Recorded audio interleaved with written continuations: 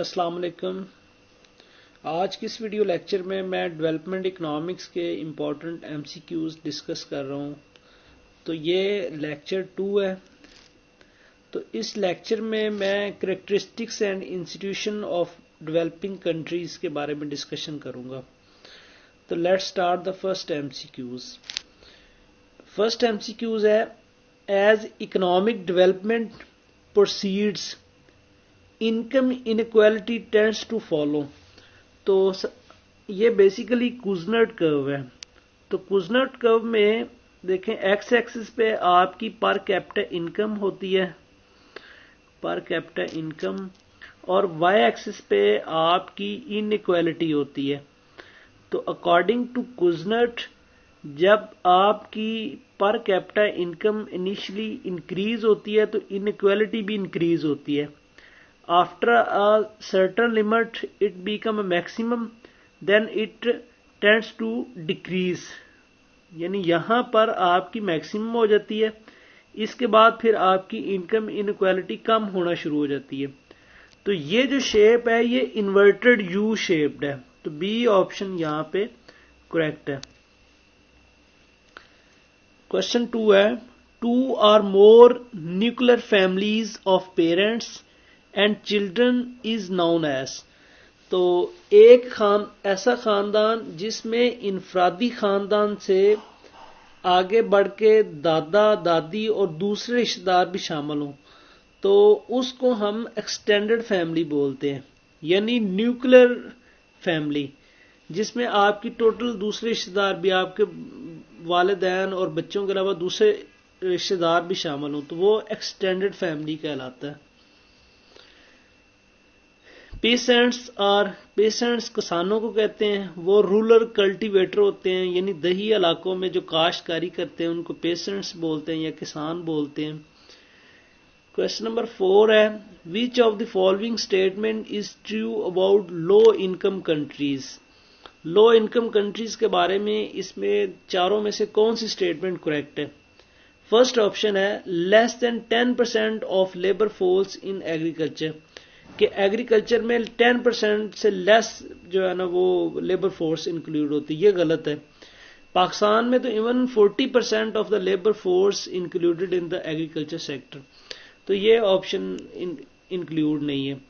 B option है, the average agricultural family produce surplus large enough, यानी हर agriculture family सिर्फ थोड़ा सा ज्यादा प्रोड्यूस करती है जो कि वो नॉन एग्रीकल्चर पॉपुलेशन को सप्लाई कर सके। यानी उनकी जो पर कैपिटा यील्ड है वो बहुत लो होती है। उस लो यील्ड की वजह से वो बहुत थोड़ा प्रोड्यूस करते हैं और थोड़ी नॉन एग्रीकल्चर पॉपुलेशन को वो सप्लाई कर पाते हैं। तो बी ऑप्शन यहां पे करेक्ट है। फिफ्थ एमसीक्यूज है, a countries capital stock is. Country का कैपिटल स्टॉक क्या होता है। तो ये है जी sum of previous gross investment minus depreciation, यानी ग्रॉस इन्वेस्टमेंट में से जो डेप्रिसिएशन निकाल दिया जाए तो बाकी जो बचता है वो आपका कैपिटल स्टॉक होता है जो इकोनॉमी के अंदर मौजूद हो। फॉर एग्जांपल आप ये देख लें, ये बॉक्स है। अब इसके अंदर जितनी भी आपने इन्वेस्टमेंटेड गुड्स प्रोड्यूस की हैं, इसके अंदर से अगर डेप्रिसिएशन निकाल दें तो ये बाकी जो बचेगा ये आपका स्टॉक होगा। इसको हम कैपिटल स्टॉक कहेंगे। 6 एमसीक्यूज है, अकॉर्डिंग टू लिविस मॉडल। तो लिविस ने ये 1954 में ड्यूल इकोनॉमी को मॉडल दिया था। तो ड्यूल इकोनॉमी के मॉडल के मुताबिक लिविस ने कहा कि दो तरह के इकोनॉमी के अंदर सेक्टर एग्जिस्ट कर रहे होते हैं। एक मॉडर्न सेक्टर है और दूसरा आपका ट्रेडिशनल सेक्टर है। मॉडर्न सेक्टर को उसने इंडस्ट्रियल सेक्टर का नाम दिया है और ट्रेडिशनल सेक्टर को उन्होंने एग्रीकल्चर का नाम दिया है। तो उन्होंने कहा है कि एग्रीकल्चर सेक्टर में अनलिमिटेड सप्लाई ऑफ लेबर होती है। तो अनलिमिटेड सप्लाई ऑफ लेबर को अगर हम इंडस्ट्रियल सेक्टर की तरफ मोल्ड कर दें तो उससे आपकी इकोनॉमिक ग्रोथ बहुत ज्यादा होगी। तो ए ऑप्शन देख लें, the modern sector increases its output share relative to the traditional sector. उसने कहा है जो आपको मॉडर्न सेक्टर यानी इंडस्ट्रियल सेक्टर होता है उसकी आउटपुट ज्यादा होता है ट्रेडिशनल सेक्टर यानी एग्रीकल्चर सेक्टर से। तो A option is right here. 7 MCQs है। Export primary commodity concentration ratio are. तो जो कंसंट्रेशन रेशियो है वो है commodity export as percentage of GDP per capita of exporting country divide by importing country. यानी जो कमोडिटी एक्सपोर्ट कर रहे हैं उनकी जीडीपी का पर कैपिटा दूसरे कंट्री जो इंपोर्ट कर रहा है उसकी जीडीपी का पर कैपिटा को अगर डिवाइड कर दें तो आपके पास जो है वो कंसंट्रेशन रेशियो आ जाएगी। 8 MCQs है। The following statement are true about informal sector. Informal sector वो होता है जिसमें एक आपको पता इकोनॉमी में दो सेक्टर होते हैं, एक होता है इनफॉर्मल सेक्टर और दूसरा होता है फॉर्मल सेक्टर।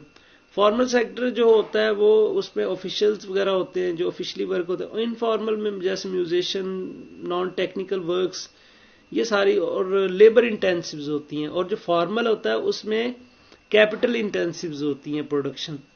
तो पहले जी यूज नो मैकेनिकल पावर, कोई मैकेनिकल पावर नहीं यूज होती इनफॉर्मल सेक्टर में। May be enterprise with less than 10 workers, it's also informal sector. Production is capital intensive, तो ये फॉर्मल सेक्टर में होती है कैपिटल इंटेंसिव। तो इनफॉर्मल में तो लेबर इंटेंसिव होती है क्योंकि लेबर तो एक्सेस ऑफ लेबर होती है, लेबर तो बहुत ज्यादा होती है, अनलिमिटेड सप्लाई ऑफ लेबर होती है। यूजेस फैमिली वर्कर्स, और बहुत ज्यादा जो प्रोडक्शन में जो कंट्रीब्यूशन है वो फैमिली वर्कर्स ही होते हैं। क्वेश्चन 9, इकोनॉमिक रेंट क्या होता है? Economic rent is the payment above the minimum essential payment which attract the resources of the market। यानी मिनिमम जो पेमेंट्स हैं उससे ऊपर जिसमें मार्केट के रिसोर्सेज को हम अट्रैक्ट कर सकें उसको इकोनॉमिक रेंट बोलते हैं। बी ऑप्शन देख लें। Is the minimum above the minimum, is the payment above the minimum essential to attract the resources of the market। B option is right here। Let's move to the question number 10। The informal sector includes। अब informal sector में कौन कौन से sector शामिल है? Artisan ये भी शामिल है, कॉटेज इंडस्ट्रीज ये भी शामिल है, पीटी ट्रेडर्स छोटे छोटे ट्रेडर्स ये भी शामिल है, टी शॉप प्रॉपर्टीयर्स जो चाय वगैरह बनाते हैं वो भी शामिल हैं, गार्बेज पिकर कूड़ा उठाने वाले ये भी शामिल है, jitneys, unauthorised taxis, repair person, the self employed, activities with little capital छोटे छोटे कैपिटल से जो एक्टिविटीज करते हैं, स्किल, एंट्री एंड बैरियर्स। तो ये सारे ये बी 1 2 3 4 सारे ही शामिल हैं। डी ऑप्शन में ये सारे इनफॉर्मल सेक्टर में इंक्लूड है। अब क्वेश्चन नंबर 11 है क्लाइंटलिज्म। अब इस टर्म का मतलब क्या होता है? पॉलिटिकल या सोशल सिस्टम जिसमें client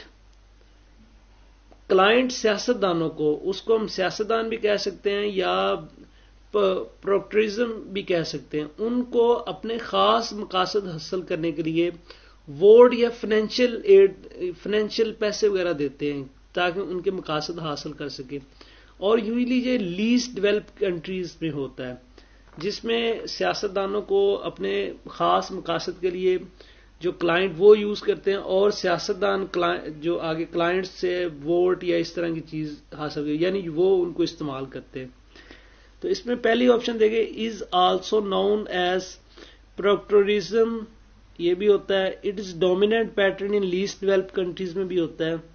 is a personalised relationship between patrons and clients, यानी सियासतदानों का और उनके वोटर्स का आपस में पर्सनल रिलेशनशिप होता है, यानी वो दोनों आपस में एक दूसरे से बेनिफिट हासिल करने के लिए दूसरे को फायदा देते हैं। 4 है जी commands equal wealth status and influence based on unconditional loyalties and involving mutual benefit, ये नहीं है। तो फर्स्ट 3 इंक्लूड है, तो ये सी ऑप्शन है 1 2 एंड 3 ओनली। 12 MCQs है। Which of the following is not a requirement of economic development.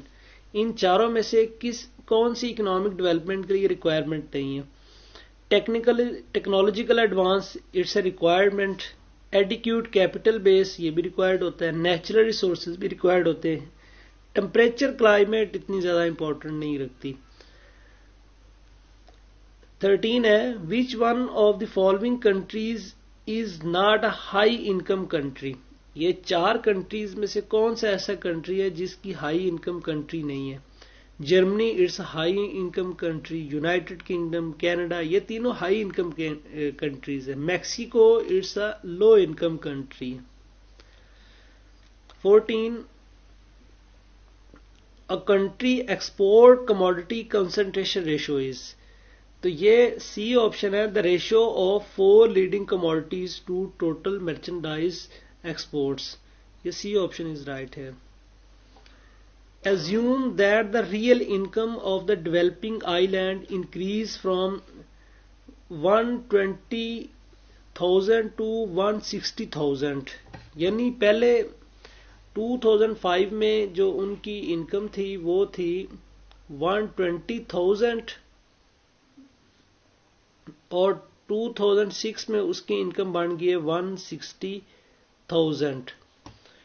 From 2005 to 2006, while its population expand from 1000 to 1100। 2005 में पॉपुलेशन 1000 थी और 2006 में जो पॉपुलेशन है वो 1100 हो गई है। During the same period real income per capita has increased by about, तो रियल इनकम कितनी इंक्रीज होगी? तो पहले आप ये निकाल लें ये सारा, तो ये 120 पर कैपिटा इनकम थी 2005 में और 2006 में ये आपकी इनकम थी 145। तो इनमें जो डिफरेंस निकाल लें वो होगा 25 का, यानी $25 जो है ना वो इनकम इंक्रीज हुई है। सी ऑप्शन यहां पे करेक्ट है। 16 एमसीक्यूज है, increase in real GNP per capita occur, यानी आपकी जीएनपी में जो ग्रोथ है वो हो रही है पर कैपिटा में पॉपुलेशन, यानी आपकी ये जीएनपी ग्रोथ ग्रेटर देन हो पॉपुलेशन ग्रोथ से, तो इसका मतलब यह है कि real GNP per capita income increase हो रही होगी। तो सी ऑप्शन में देख लें, the rate of growth in real GNP is greater than the rate of growth in population, यानी जीएनपी में ग्रोथ अगर पॉपुलेशन ग्रोथ से ज्यादा होगी तो आपकी real GNP per capita growth होगी, इंक्रीज होगी। 17 क्वेश्चन है, in low income countries the average agricultural family produce a surplus, यानी एग्रीकल्चर सेक्टर यानी अंडर डेवलप्ड कंट्रीज में, लो इनकम कंट्रीज में जो एग्रीकल्चर फैमिली होती हैं वो कितना सरप्लस प्रोड्यूस करती हैं?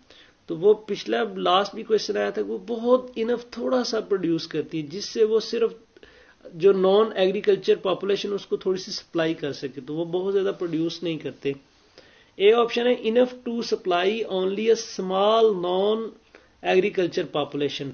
ए ऑप्शन यहां पे करेक्ट है।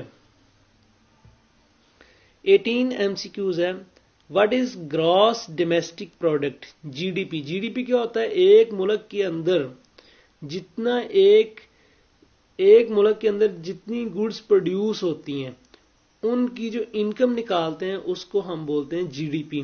तो सी ऑप्शन देख लें, income earned with a countries boundary, यानी एक कंट्री की बाउंड्री के अंदर जो एक साल में इनकम कमाई जाती है उसको हम जीडीपी बोलते हैं। What is the ratio of population density of developing countries to the population of developed countries?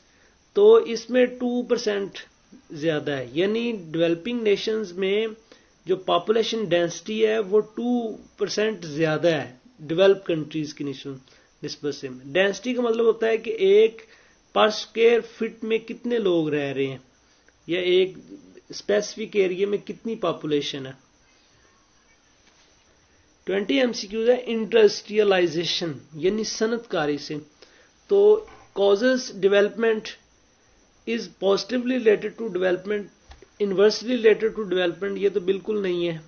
Inhabitants development, ये भी नहीं है। तो ये दो ऑप्शन है, तो इनमें से जो ब्रॉडर है वो बी है, is positively related to development. जब इंडस्ट्रियलाइजेशन होगी तो उससे पॉजिटिव डेवलपमेंट होगी, तो बी ऑप्शन इज राइट है।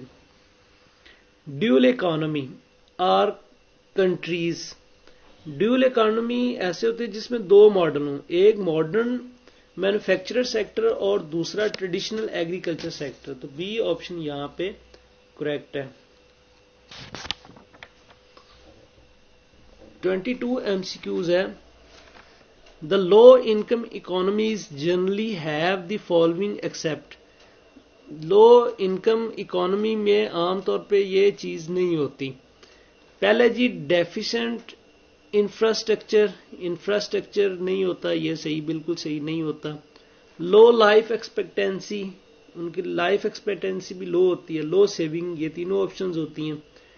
अब per capita GNP of more than $900, तो ये नहीं होती, $900 मोर नहीं होती, बल्कि लेस होती है। लेस देन अगर हो तो फिर ये 900 से लेस उनकी पर कैपिटा इनकम होती है।